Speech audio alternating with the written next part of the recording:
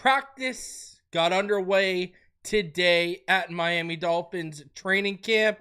Minkah Fitzpatrick took the field, and he showed the on-field leadership we were looking to see from him. Also, a slew of injuries have hit the Miami Dolphins, so we will discuss those in depth and what could be next. Plus, Tua had some very interesting things to say as he addressed Tyreek quitting on the team last year. And let's just be real, he kept it $150. So we got a lot to talk about, a lot to go over. Smash that like button. Subscribe if you are new. Training camp reports have returned. Let's go, baby.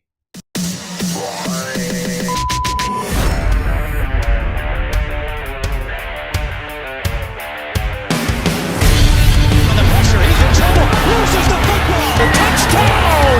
Got it! You have got to be kidding me. Jalen Waddle has a Dolphin touchdown. And he will score! Field on the near side, man open. Touchdown!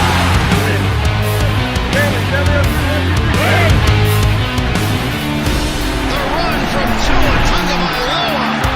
Touchdown! He's going deep. He's got it for the touchdown again.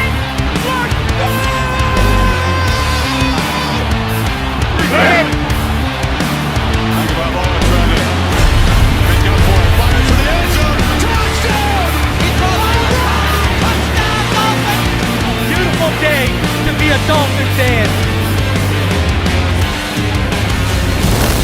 Let's go!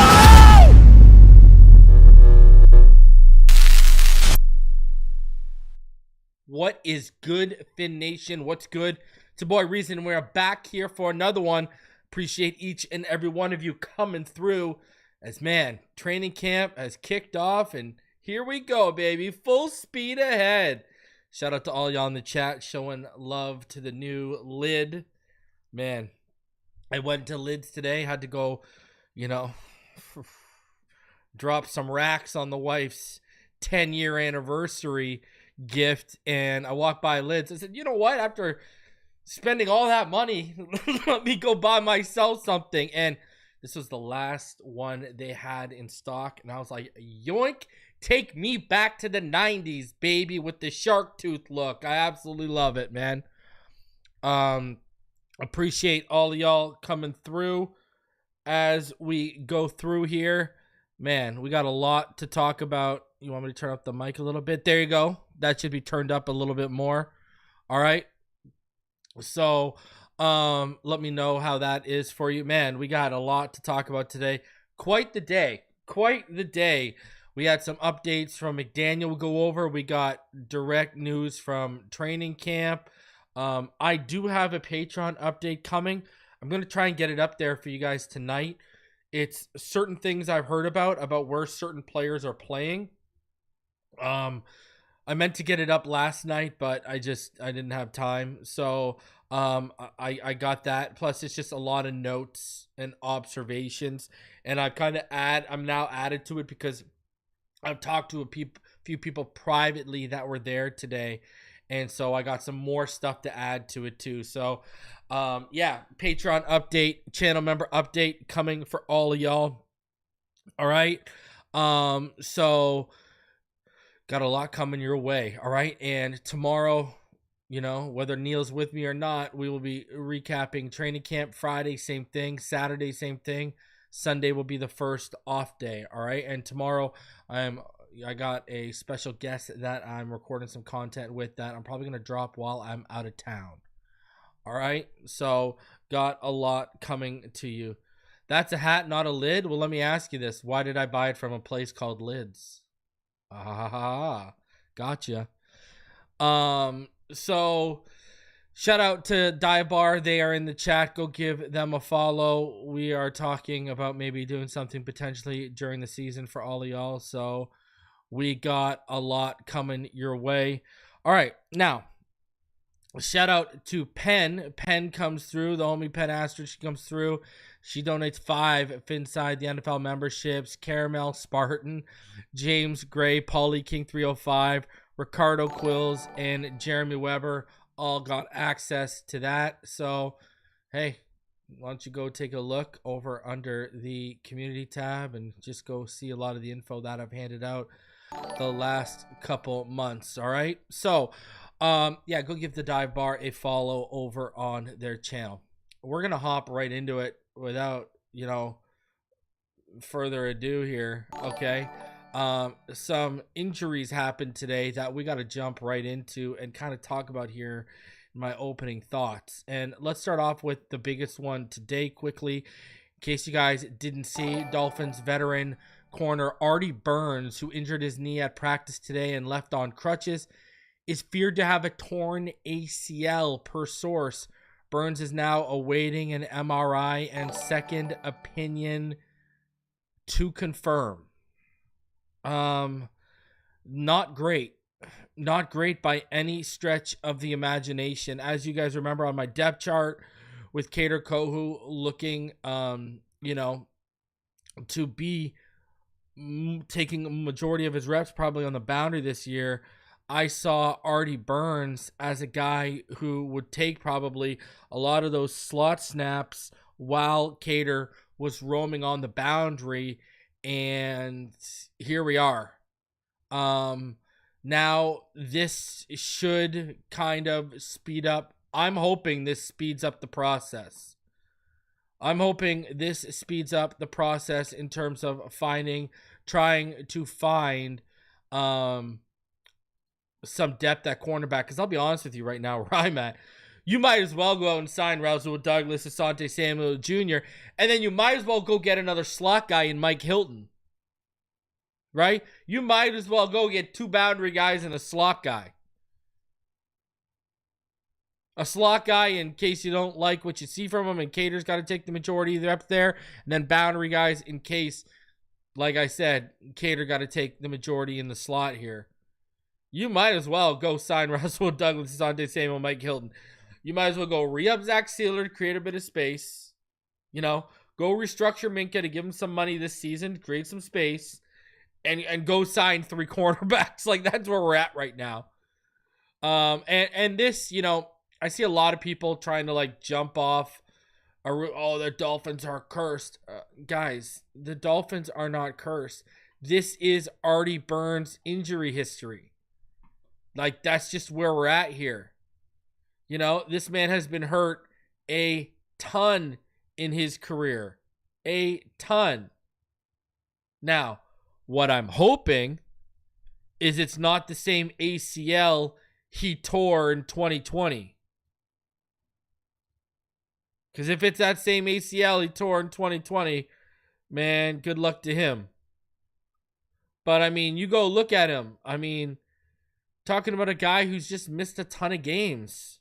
Whether it's been toe, a hamstring, a groin injury, a foot injury, his knee injuries that he's had. That's just where he's at.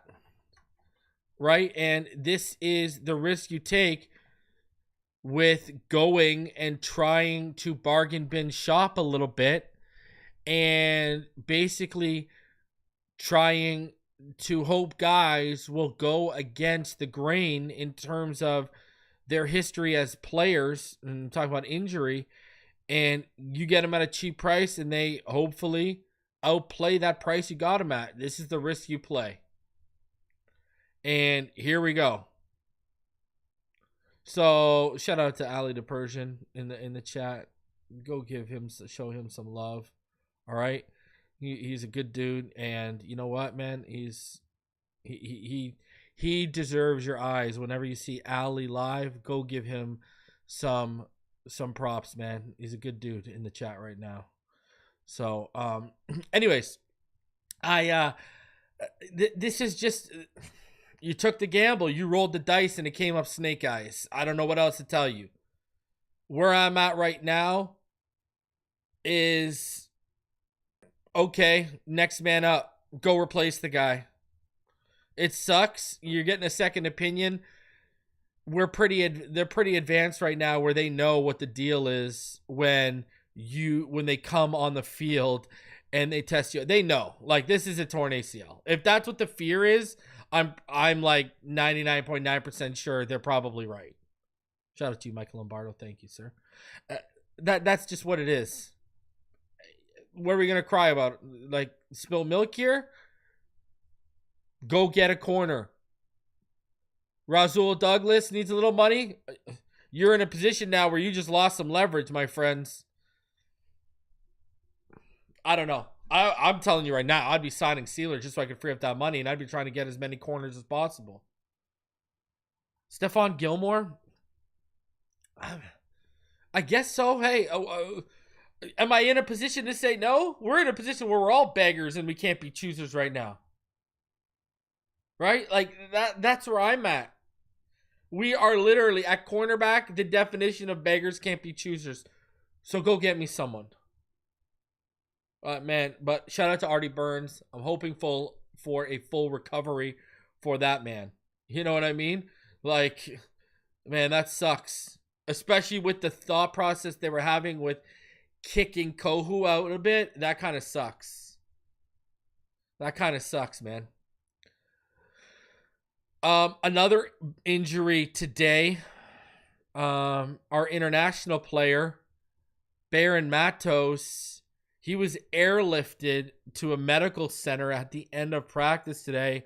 And basically, the deal looks like it was he had a collision with a teammate at practice and suffered a loss of feeling to his right side. So he's waiting on CT scan and MRI results to become available. You know, that is some scary, scary stuff, man. That is the timing of 300 Egos saying football is back while I'm reading that a man's losing feeling in half of his body because of the game of football. Man, the irony's not lost on me there, but listen, full prayers up for Bayron Matos. That's awful. That is, I mean, I am hoping this man is okay. I am hoping there is no serious permanent damage to Bayron Matos. That is legit some scary stuff. You know, I don't even know what else to say about that. When a player is airlifted on the first day of practice open to the media, you know, I'm going to sit here and say, though, hey, things continue to not go our way this offseason. Maybe this is our year, baby. Maybe this is our year. I'm telling you, like, we keep winning the Super Bowl every offseason, and then come December and January, we don't even sniff a playoff win, let alone a Super Bowl run. Everything's going in reverse this offseason, minus, you know, we had a good draft. I will say that. And James Daniels signing was good. But, man, come on. I'll take it I'll take it. If we got to go through these lumps and bruises right now as fans and them as a team for us to emerge victorious in January, well, that's the way she goes, baby. That's just the way she goes. You know what I mean? So, it's, you know, I mean, like, oh my God, I'm just laughing at our, you know, it's just like what Ray LaFleur said, man. If you've never watched Trailer Park Boys, you know, it's the way she goes. It's the way she effing goes. All right, like the way she goes, man. If you've ever watched Trailer Park Boys, you know what I'm saying about. It's just the way she goes. Oh man, it's painful. It's painful. So, man, I'm just praying for good health for Bayron Matos. That's all I can say. But this is just the way she goes. Before we get into everything else and continue on here, I want to shout out the sponsor of today's video. And that, of course, would be Clean the World. Clean the World works with over 8,300 hospitality partners to divert their soap bars and plastic amenities from landfills and recycle the collected soap into new bars.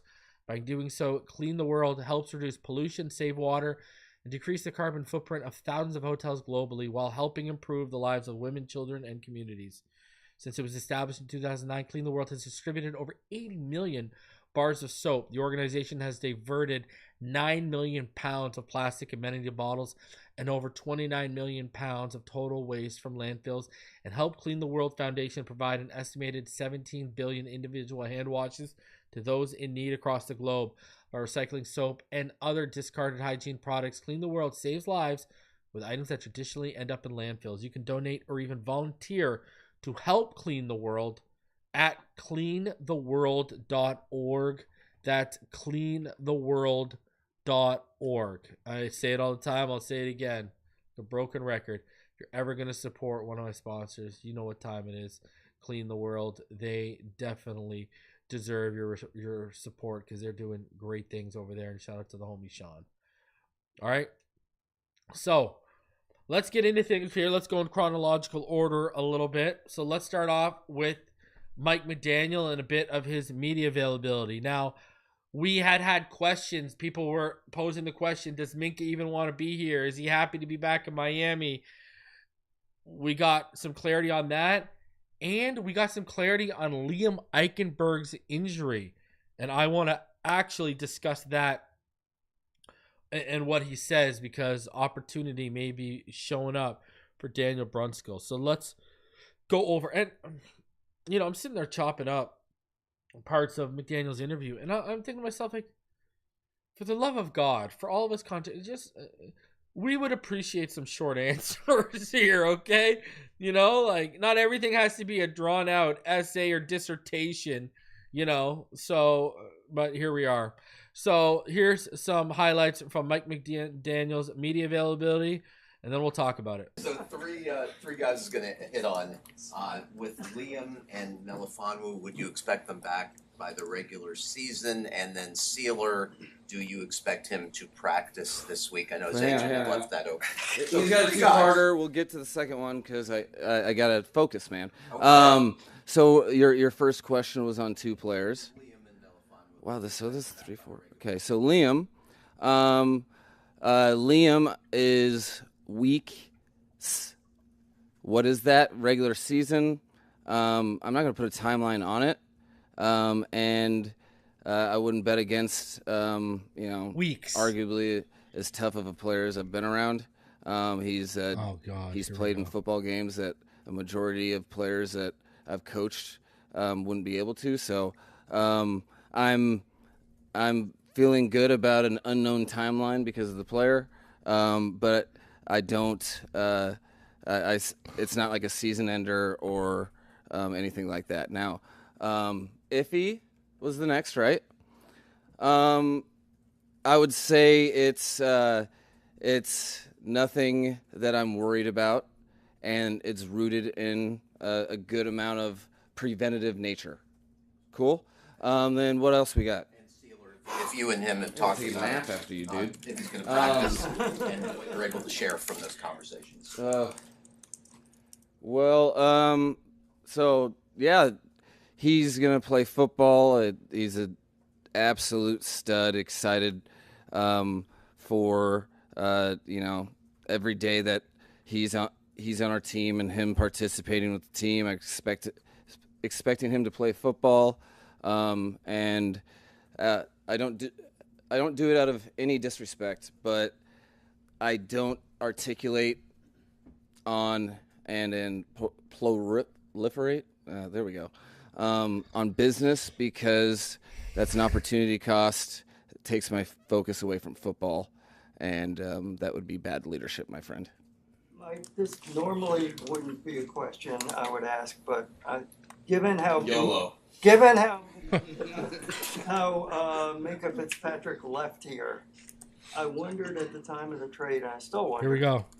Did the organization reach out to him either directly or indirectly with the Steelers' approval to see how he would feel about coming back to Miami? There you go. Yeah, thanks for the approval part because of tamper, all that stuff. I think as you enter into negotiations of any sort of trade, you try to identify first and foremost that the player receiving wants to play football for you. So whatever that means, we are excited I'm elated to add Minkah to the team because it's an opportunity to have a player that I've been coaching off of and plays the position the way that we here want to play the position, that he gets to actually play the position. It's a real good fit based on his skill set, both in athletically and what he's able to do with his transitions in the open field, and then elite ball skills, and then leadership. It was something that National Football League's hard, especially when you're a guy like Minkah that puts everything into it. And so, there's a lot of things that go on when you're all in with a team and then your team changes. That being said, you're a football-first guy that wants to be around teammates that care about football, and you're driven to win and write your own story. I was very confident this would be a place that he would fit right in. Know a lot of Bama guys, know a lot of guys in the NFL, so had a lot of foresight into what he was coming back to, and he couldn't get in the 29 jersey fast enough. So, still looking to add one of the top remaining free agent cornerbacks. This is before the Artie Bird injury. Are we resisting getting better? We are not resisting getting better, but the key part of yes or no any sort of roster addition, subtraction, anything is getting better. I understand completely.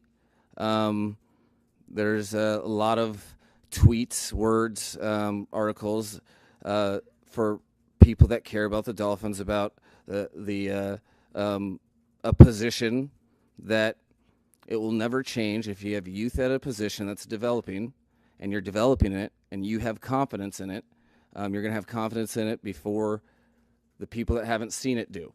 So we're confident in the group. That being said, not closing the door for anything. There's multiple players we talk about each and every day. But we're also very excited with some guys that have a lot to prove and know that and are excited for the opportunity. Okay, so a few things here. Liam Eichenberg, to McDaniel's reporting there, will miss weeks. Now, he obviously couldn't go without complimenting Liam Eichenberg. And, he's not wrong. McDaniel is not wrong when he talks about how Eichenberg has played through a lot of injuries, stuff that normal people wouldn't have played through. He's 110% right about that. That's the one thing about Eichenberg is for the majority of it, he's been, from a health standpoint, not so much a play standpoint, he's been dependable, right? So, I'll give him the nod on that. You're not gaslighting us or, blowing smoke up our what by saying that. So where I'm at, though, is this looks like it's going to be a serious opportunity for Daniel Brunskill to come in here and really solidify it. I got that Patreon on channel member update coming, and that'll kind of give some clarity on who he might be battling with right now during this situation with Eichenberg out, and even with Eichenberg's situation, right? Like, so, and where Eichenberg was lining up mostly, you'd be surprised. But this to me just seems like this is going to be an opportunity for Daniel Brunskill to come in here. He's a scheme fit. He knows what's expected of him. He can play every single position from the interior out to tackle. This just seems like a great opportunity for Brunskill to plant his flag. And I'm hoping Daniel Brunskill has the best camp of his career. And I'm hoping that he opens the eyes of the coaching staff to the point where they say, why were we wasting our time with guys that just weren't good enough? Why were we trying to make these round pegs fit into these square holes? Why were we wasting our time with this? And I hope Daniel Brunskill shows them what legitimate depth could look like and could mean to this team moving forward. I'm hoping Daniel Brunskill has the camp of his career. Now with Minkah, all of you that said Minkah didn't want to be here, Minkah ain't happy, blah, blah, blah, blah, blah. Well, he kind of just put those notions to bed, right? He's basically telling you, we checked in with Minkah. What did he say? Minkah couldn't get a hold of his 29 fast enough. Minkah wants to be here. So these people can spin it however they want. I could see the only issue being with Minkah probably is he just wants a little bit of a guarantee for this season. But other than that, I said this. Minkah knows how much Grier loves him. Minkah knows that he's one of Grier's favorite draft picks. Minkah's walking in here with former Bama guys, like Tua and Waddle. Minkah's a professional. Minkah's going to take care of what he's got to take care of. I've said this, I've added some more takes to my 3 takes shows and updates for you guys, because that's what that whole Patreon thing was supposed to be built on, and it's really turned into like a what I'm hearing. But I think Minkah returns to all-pro form here. I really do. I think Minkah returns to being that guy. I honestly, truly believe Minkah ends up looking like a stud here. 110%. So I think we're going to have a big bounce back year. I think he wants to prove the Steelers wrong for ousting him. And I think he hears the noise outside that people are saying, well, the Steelers got rid of him because the last 2 years were down. Yeah, you watch. And if you go watch the film from last year and you see how much he was compensating for, and even at times overcompensating for in terms of on the back half of the Steelers defense, you'll understand why it seems like he had an up and down year. So I think Minkah's going to have a big year. I really do. I'm adamant on this. Yeah, and I think you're gonna see a guy who, man, he's gonna play with a chip on his shoulder. And Minkah's one of those players. When he plays with a chip on his shoulder, oh my God. Now, to what this man just said about the cornerback room. Sounds oddly familiar, doesn't it? Sounds oddly familiar. It sounds just like well, you're worried, but we're not as worried as you are about the offensive line heading into last year. The famous quotes from McDaniel and Grier about, you guys are more worried about the offensive line than we are. Now he's out here referencing, we see the words, we see the tweets, we see the articles. They know exactly what's out there and what's being said. That is what I am a little weary of here. This seems like, oh, you guys think it just seems like a repeat. It's just you guys worded it different this time around. Well, we're not resisting being good, and there's plenty of players we talk about, blah, blah, blah, blah, blah. Listen, this is no longer, okay, what are we, Star Wars? This isn't the Resistance, okay? This is now, you got to handle your business, especially now that we know Artie Burns has been lost. Because here's the thing. Not only did you lose a potential, guy to eat up a lot of those slot reps when Kohu's on the boundary, you lost a big special teams contributor. Artie Burns was probably going to be one of our top gunners on this team. You've now lost him. Now, could this mean Elijah Campbell, Dante Trader, Sheffield? Could that mean they step up because they got gunner history in their past? Sure. But Artie Burns was going to be one of those solid, reliable pieces on special teams that you could count on, and you've lost that. And hey, as Dolphin fans, we know how detrimental poor special teams can be to the outcome of a game being in your favor. All right, we know exactly what's up here. All right, we just lived through one of the worst special teams coordinators. We fell a long way from Darren Rizzi, and we're hoping Uckerman can take away the bad taste left in our mouth from special teams in Danny Crossman. We're hoping, right? We're hoping that's over and that's done with. So, man, we'll see. We'll see. And that's another thing. We're talking about making space for some of these cornerbacks. Jake Bailey would be on an Uber back to his, home state right now if it was up to me. And I'd be saying, give me that $2 million. I need that $2 million to work with. Again, what are we doing here? What, because the guy can hold the football? Please. It's Ryan. We all know Ryan Stonehouse is getting this job, okay? No more song and tap dancing just because Jake Bailey has money, please. All right, now let's get into some training camp, baby. It's back, all right? We are going to go over Travis and what he said. We're going to go over, of course, what the Miami Herald, the Sun Sentinel, and SI had to report on today's events. All right, so we got a lot to go over. Let's start out with one of the best in the biz, if not the best in the biz, and that is Travis Wingfield. Now, this is what he said. Here's a few notes.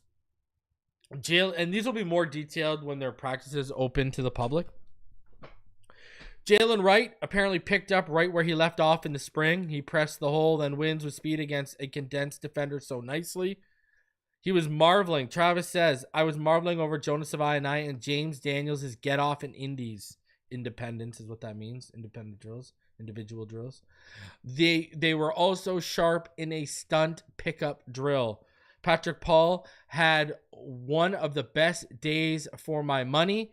Had convincing wins on Chop and Chubb. And I'm actually going to talk about Patrick Paul in my Patreon episode coming for all y'all in my channel member update for y'all, okay?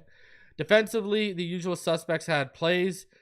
Travis had Chubb with a sack and a tackle for a loss. Sealer and Brooks had tackle for losses. Tanner Connor looked fast and dangerous as a runner after the catch.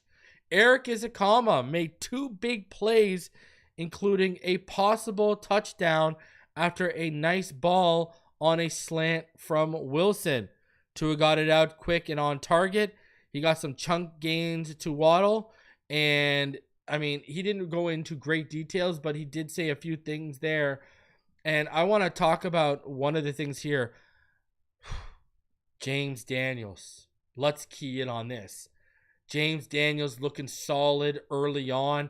This is huge. My constant stance on this situation has been, if we get the James Daniels, who looks like the guy before the Achilles injury, oh boy, we're cooking with fish grease on that offensive line if these guys can stay healthy. But if we get a guy who's looking like he's coming off an Achilles injury, we're going to have some issues potentially. And the fact that we're hearing James Daniels looks good, quick, moves well, he's fluid early on, that is a big positive. Because I'm telling you, that interior could be one of the strengths of this offense. Savaiinaea, Brewer, and James Daniels, baby, oh baby, that could feed families. And if Patrick Paul, who had one of Travis saying one of the best days he's seen from him, and having convincing wins on Chop and Chubb, that would be, oh man. And Austin Jackson stays healthy. If Austin Jackson stays healthy, if I've said this all year, if Austin Jackson all off season, if Austin Jackson stays healthy, if James Daniels looks like the guy before the injury, if Aaron Brewer just keeps doing what he's doing, if Savaiinaea settles in and gets comfortable quickly, and if Patrick Paul just gives us competent play at the position, we got a top 15 offensive line. I'm sorry, people. That run game is going to get back to what it was in 2023. Get ready. Get ready. And, guys, would it be training camp without some Erik Ezukanma and Tanner Connor hype early on? Is this deja vu? Or is this deja vu? Would it be training camp without hearing those guys making some plays? Let's be real here. It just wouldn't be the same. All right? It just wouldn't be the same. Oh, man. All right. Now, let's hop over to what the Miami Herald had to say about today. And So here we go. Tua Tagovailoa was sharp with his accuracy, completing a bunch of short and intermediate passes. There were some good moments from the two 2022 mid-round picks who need strong camps to make the team. One of them, linebacker Channing Tindall, stood up rookie running back Ollie Gordon on an impressive defensive play. Oh, Ollie. I don't like hearing that, Ollie. Oh, boy, and the pads aren't even on, and that boy Channing Tindall, who's scrapping for his life, he's standing you up. I don't like that. Erik Ezukanma could have caught a 20-yard pass from Zach Wilson and a 15-yarder from Quinn Ewers. And by the way, I'm going to talk about the quarterback position in my Patreon update coming and channel member update coming for y'all. So you want to keep locked in. I'm going to try and drop it tonight for all of y'all. Well, one corner was injured. Another was more fortunate. Rookie cornerback B.J. Adams fell to the ground after an apparent collision, got up with help, then dropped to the ground again with his hands cushioning his fall before being assisted off by team personnel, but he returned to practice a bit later. Zach Sealer participated in both individual and team drills. That was in question because he reportedly is seeking a new contract. The practice, which wasn't open to the public, began inside the bubble and moved outside for the second half. After lightning dissipated in the area, the team practiced in the rain for the final 30 minutes or so. Guard James Daniels, back from his Week 4 torn Achilles last season, participated in parts of team drills before leaving to do conditioning work. Daniels, who was playing with a brace on his left knee, looks very fluid and moves well getting to the second level. He was called for a false start early in team drills. Oh my God, let's go, baby. Oh my God, let's go. Guard Braden Daniels is apparently worth watching. He's fluid with his movement skills. I mean, we'll see how it goes. I mean, it's going to be very interesting to see what happens. Josh Preby is a really good athlete. You know what I mean? And obviously, you got a guy in Braden Daniels. He's been around since, 2013? 2023. And he's drafted out of Utah by the Washington Commanders. And then basically since then, he's jumped around, right? So he basically missed all of his first year because of a torn rotator cuff. Then he was released in August of 2024. Then he signed to the practice squad of the Texans and was released in September. Then near the end of September, he signed with the Chargers and he was released 5 days later. October, he was signed to the Eagles practice squad, released a week later. Dallas Cowboys, he signed with the Cowboys and he was released not too long after because he was actually signed off by the Miami Dolphins off the Cowboys practice squad. I mean, this guy's been in the league since 2023 and he's already on his sixth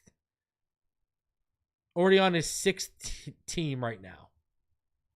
So, yeah. Let's hope they hit something. Hey, he was drafted in the 4th round for a reason. With Ifeatu Melifonwu sidelined for now, look for Ashton Davis and Elijah Campbell to get first crack at the safety job opposite of Minkah Fitzpatrick. Mike McDaniel suggests that Melifonwu's situation isn't serious. He's on the non-football injury list. Fitzpatrick practiced but delayed the media session with reporters for a second consecutive day. Bradley Chubb was positioned to get a sack, but Austin Jackson held him and drew a penalty. Chubb was wearing a brace on his right knee, which was injured in Week 17 of 2023 season. Kept him sidelined all of last season. He sustained a torn MCL, meniscus, patellar tendon in the game against Baltimore. Aaron Brewer worked on the side. His injury, if there is one, has not been disclosed, but he did not begin camp on the physically unable to perform list. Andrew Meyer got more work in Brewer's absence. I love to see that.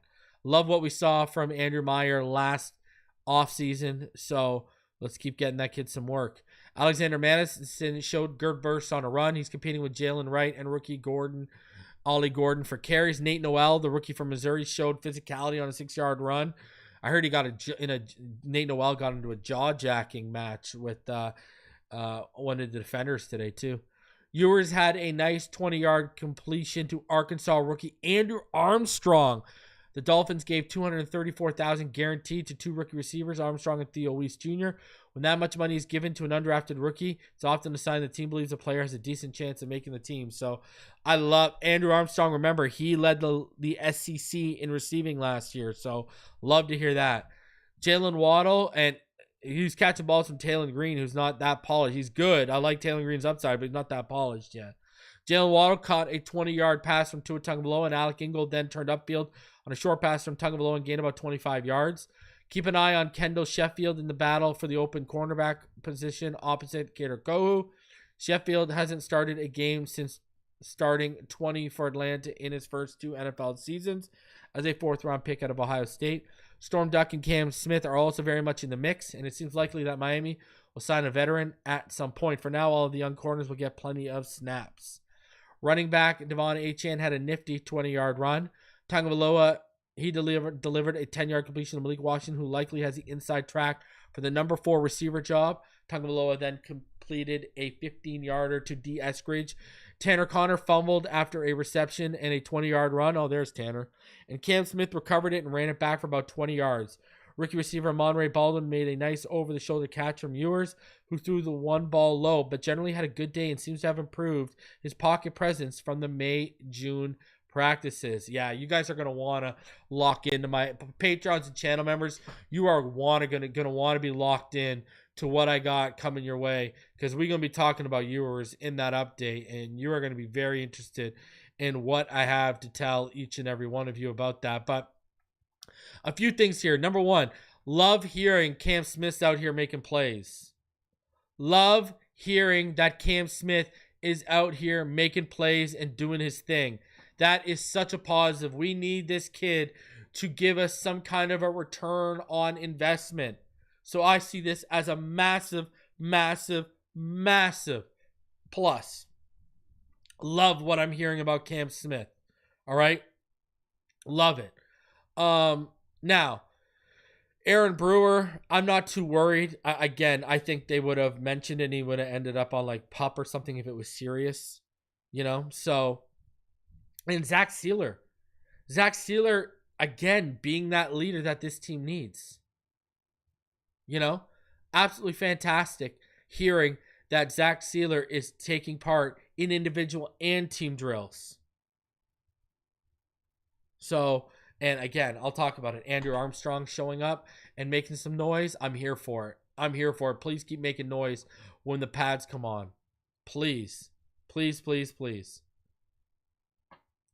So let's head over to what the Sun Sentinel had to say in regard to training camp today and their observations. So the Miami Dolphins opened training camp Wednesday with much of a practice being conducted in a steady rain. Practice was a bit short, less than 90 minutes. There's a chance the rain ended practice early. The Dolphins were indoors for the early part of the practice due to a lightning threat. Players ran sprints at their own insistence after practice because they had pre-snap penalties, according to Austin Jackson. So there's that accountability we like to see. The Dolphins don't normally run sprints after practice. Quote, it's something that we as the players decided. We had pre-snap penalties. We're going to punish ourselves for that. Things that are in our controllables is what we call that. Pre-snap penalties, we control that. So if we make the mistake in practice, we're going to self-correct ourselves with a little disciplinary action, a little running. Offensive lineman Bayron Matos suffered an undisclosed injury at the end of Wednesday's practice and was transported by helicopter to hospital. The team announced it's unclear how Matos suffered the injury. Well, I gave you guys the update. His injury wasn't the reason practice ended early, a team spokesperson said. Aaron Brewer didn't participate in practice, but here's a further update that we didn't get in the other one. He had a compression sleeve on a leg. So there you go. BJ Adams, he appeared to have, with that collision, a leg issue, but he returned to action. Artie Burns, according to ESPN, is feared to have a torn ACL. Andrew Meyer was the healthiest at practice, as Liam Eichenberg didn't participate. Daniel Brunskill, signed Tuesday, was the healthiest veteran center at Wednesday's practice. James Daniels, who's recovering from an Achilles injury that limited him to 4 games last season with Pittsburgh, was participating in team drills. Daniels didn't do team drills during organized team activities or minicamp. At one point Wednesday, he had back-to-back false starts. Zach Sealer, who deserves a contract extension, participated in team drills Wednesday.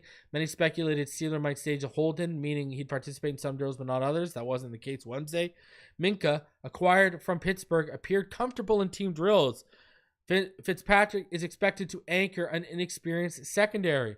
Jordan Phillips, and we'll talk about that a bit more later. Jordan Phillips, a rookie 5th-round pick, made a nice run stop on Alexander Madison. There you go, getting some Jordan Phillip news.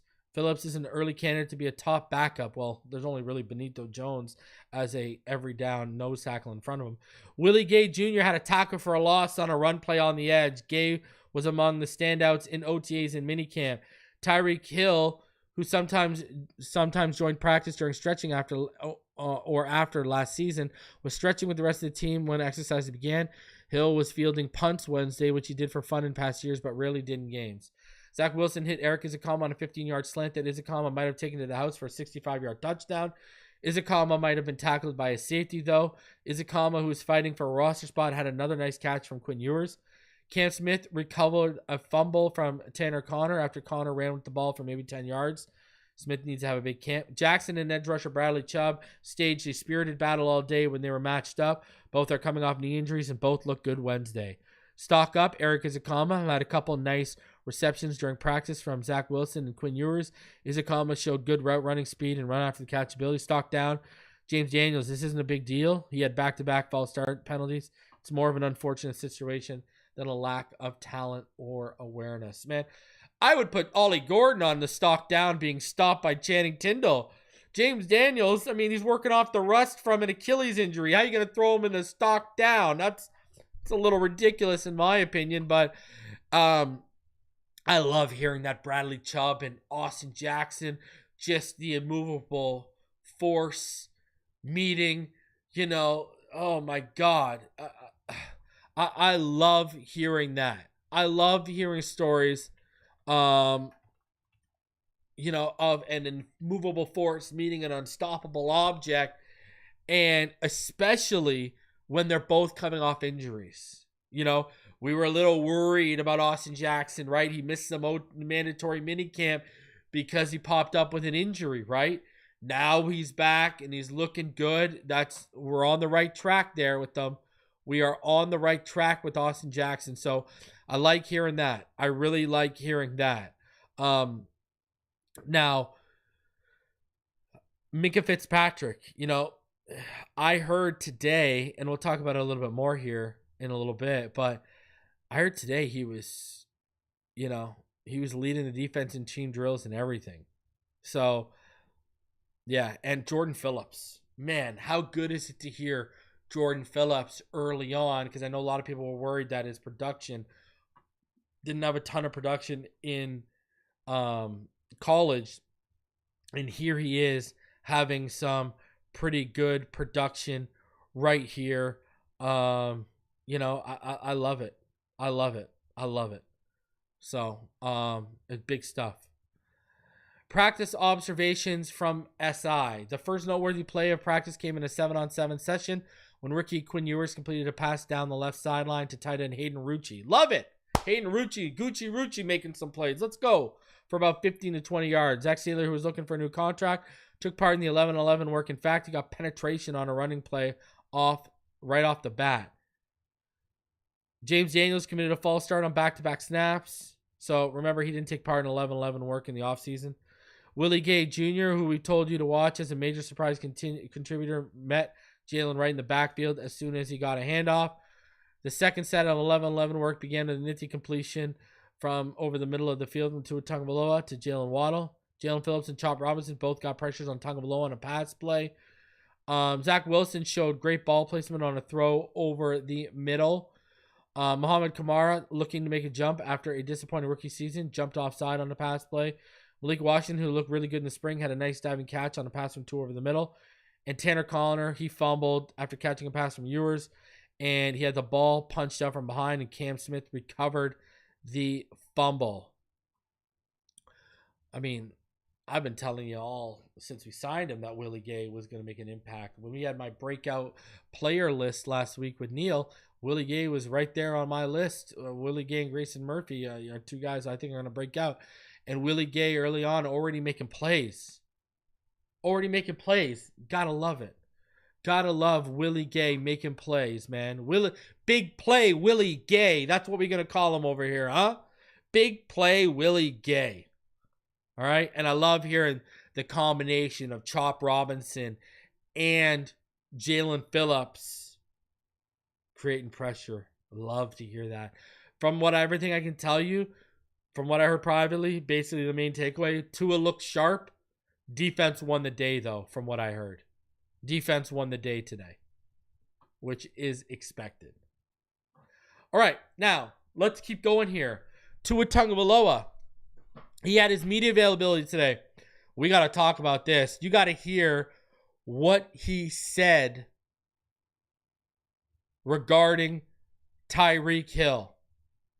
All right, we're going to go over. He's going to talk about Minkah, and he's going to talk about Tyreek Hill. So let's get into it. So what does Minkah Fitzpatrick bring? He brings another Alabama player.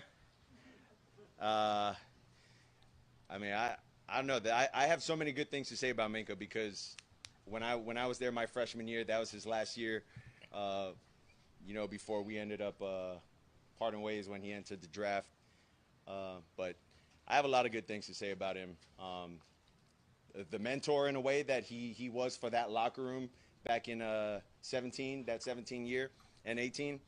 I mean, the leadership that he gives off, sort of the standard. Like I was talking to Mike about it too, with Mink. You know, there's the standard, and then there's like someone that you can look at and you can say that's a standard. And like I can't put words to what that standard is, but I kind of want to gravitate towards that person, and I think that's what Minkah gives off. Yesterday, Tyreek talked about being the best version of himself, keeping the focus on football. What have you noticed changes in him from the end of last year until today? I think there's a lot more vulnerability with Tyreek. He's conversating a lot more with the guys, not just about football, but about things off the field.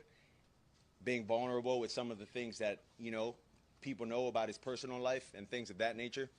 And I think that's the first step to him building true relationships and a real connection with a lot of the guys in there. Everyone knows what he can do on the field. Everyone respects what he can do on the field. But I think, he's still trying to figure things out for himself as well. Kind of the man he wants to be. He's not too young. Like, everybody makes mistakes. It's just some people, they're in the spotlight, and their deals get pushed out more than some others. So, just got to cut him some grace. I mean, that's our teammate. We love him, but as a person, if you get to know him, I think you love him too. You talked about Tyreek and relationships. Great question here by Cam. Sure. I would say we're still continuing to do that.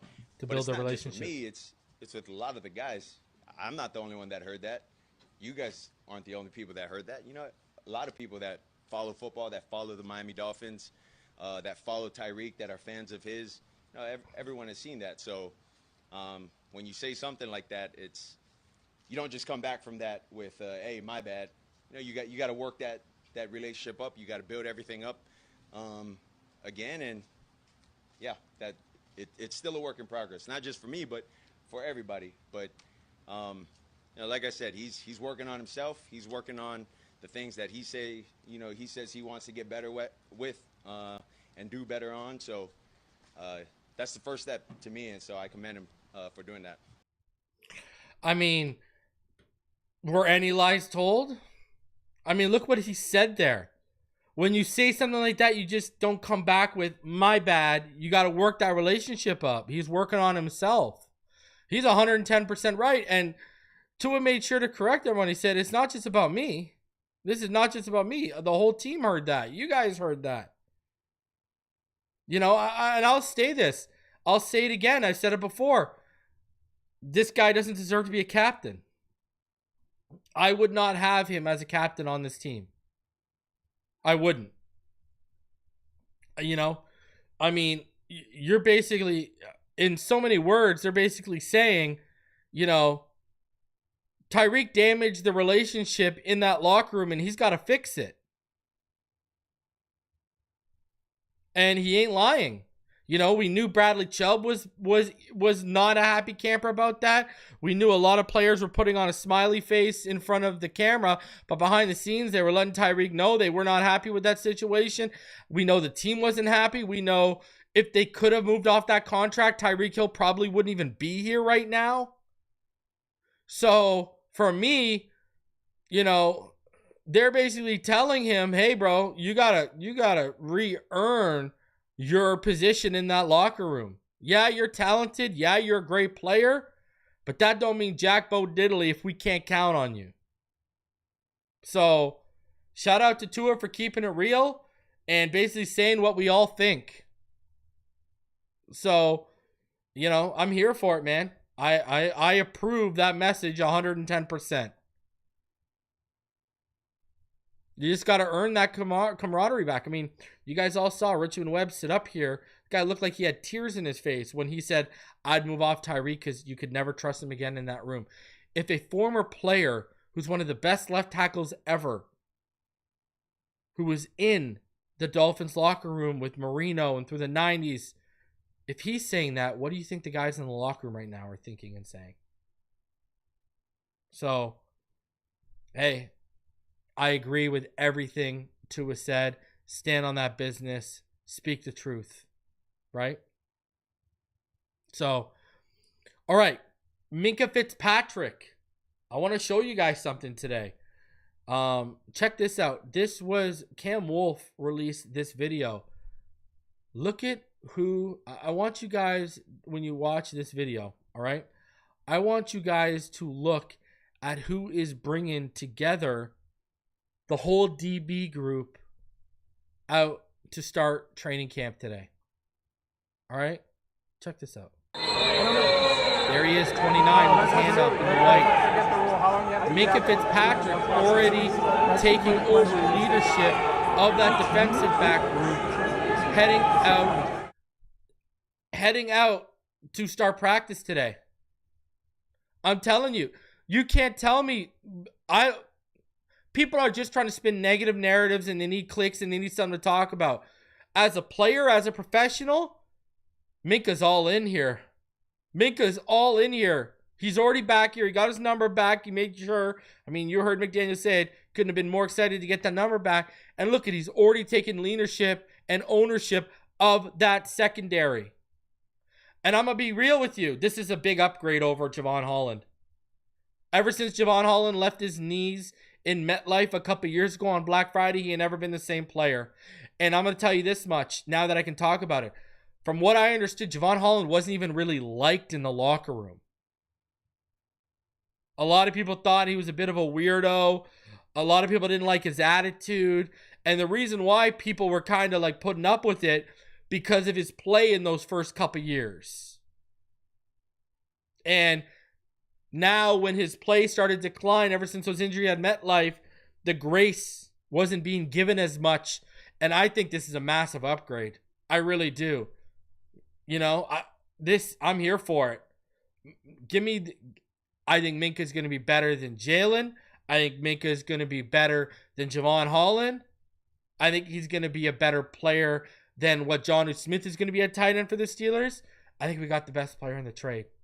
So I'm here for it. That's the captain. Minkah, Zach Sealer. You know, I think Aaron Brewer is another one. These are guys who should be captains on this team and leading this team. Tua is probably going to be a captain as well. There's 4 guys. You know, and then you probably have Jason Sanders. There's 5. You know, I think Jordan Brooks is another one who should be considered as a captain. I think you could have 3 legitimate captains, 1 on each level out there. I think Sealer, Minkah, and Jordan Brooks, defensive captains. Jason Sanders, special teams captains. And on offense, you know, I would go where I'm at. I'd go Aaron Brewer. I would go Tua Tagovailoa. And call me crazy, but I'd go Devon Achane or I'd go Jalen Waddle. So, and then we heard about the big play from Easy-E today. Well, here is the clip of the catch and run. Look at Easy-E putting the little, you know, the jab step on the outside and then getting upfield. Hey, man, like I said earlier, it just ain't training camp unless the hype train for Easy-E and Tanner Conner starts up a little bit, huh? So we got the Easy-E hype train starting up. Tanner Conner fumbling today. And Tanner Conner better be careful, man. You know, I know Darren Waller on that pup, but he's going to be coming back when this ramps up. You know, and you better be careful. You can't afford that stuff, especially with the boy Hayden Rucci, Jennifer Forbush's favorite tight end in the NFL out here making plays. Love it. I love it. You know, I said last offseason, I wanted to stash Hayden Rucci, let him develop for a year because I liked what we saw in the preseason for him, and then come back this preseason and see what he can offer us. Because I'm more intrigued on his upside than Julian Hills at this point. So I love it. Guys, and yes, Ingold for captain. I would be down for that too. So there you go. We got like 7 options for captains, 8 options, right? So we got a lot of options for captains. So guys, smash that like button. Subscribe if you are new. We'll be back tomorrow to review the next day of training camp, and we'll be recapping training camp Friday and Saturday as well. They're off Sunday, and then it looks like the pads are going to come on more than likely Monday, at the latest Tuesday. So much coming your way, all right? Smash that like button. Over 400 of you in the room. Smash that like button. Subscribe if you are new, and you know what time it is. Fins up. Football is back, baby. And I'll see y'all on the next one.